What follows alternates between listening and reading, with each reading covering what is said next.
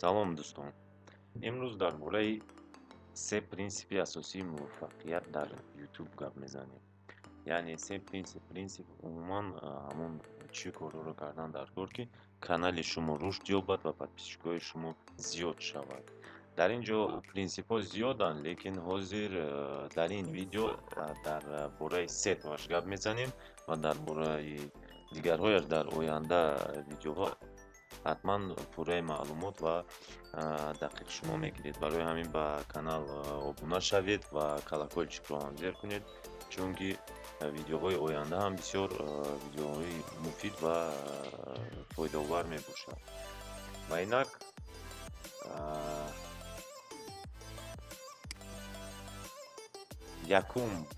یکم پرینسیپ این ویدیوهای بلند صفت رو به نور گرفتن. یعنی معنایش چیست؟ یعنی ویدیوهای بلند صفت گفته یکم صفتی بلند باید در آواز باشد، باید آوازی خوب.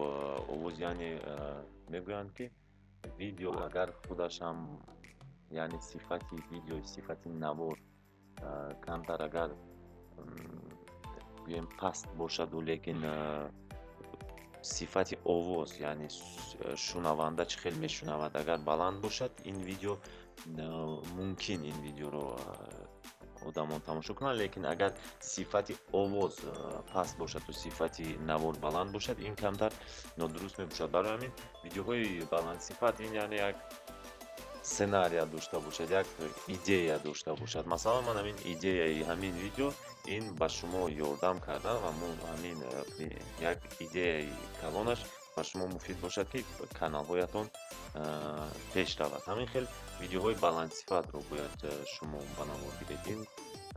البته به همه معلومات این خیلی که یک خیلی که پیش آمد و خوش آمد خیلی که به ما میگویند خیلی ویدیوها میشود، لیکن اگر شما جدی یا کانال پیش برد کردنی باشید و خواهید که подписчикاتون زیاد شود و عموما یکون درآمد به دست آورید در آینده از کانال، باید همین ویدیوهای بلند صفت ویدیوهای یک سناریو یک ایده دار رو به نظر گیرید.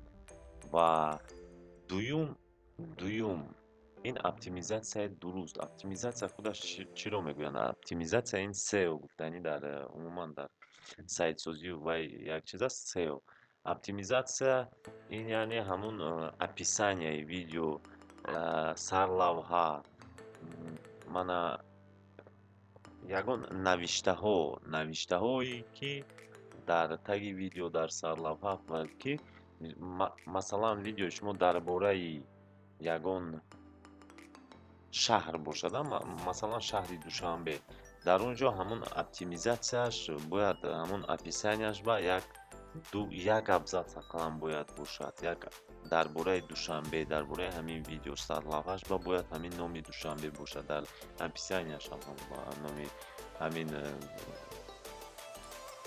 دوشنبه باشد.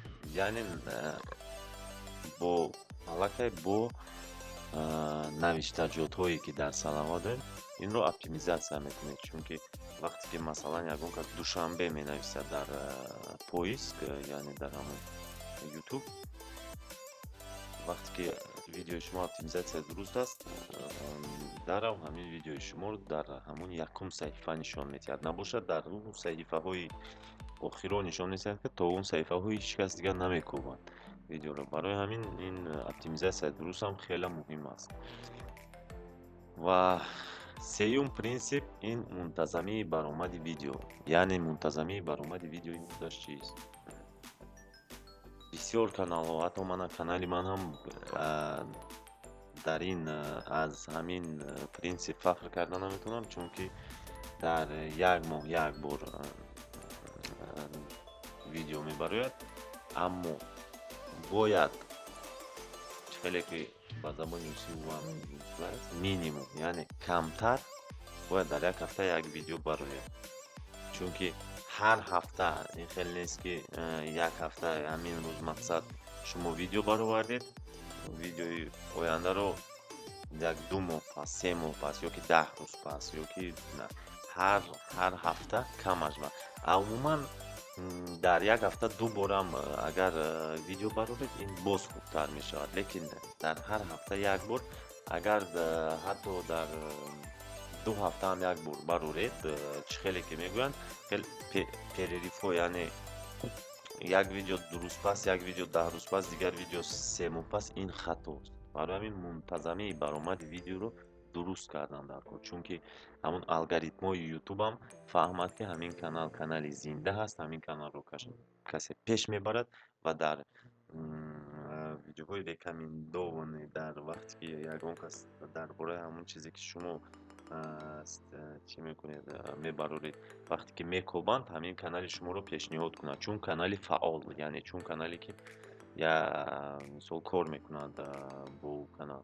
Вақте ки алгоритмои ютубам мебинад, ки шумо мисол мунтазам нест баромади видеои шумо ва чӣ хеле ки сифаташ паст, мисол оптимизатсия надорад, ҳатто мумкин ягон кас ҳам наёмад. Барои ин рекламао бисёр бад азоби бисёр кашидам дар кор, барои видеоро ба як кас нишон додам. Барои ҳамин мунтазамии видеоам хеле кори хуб аст. Ҳатто агар видеотон калтаам бошад, лекин мунтазам бошад, ин хуб.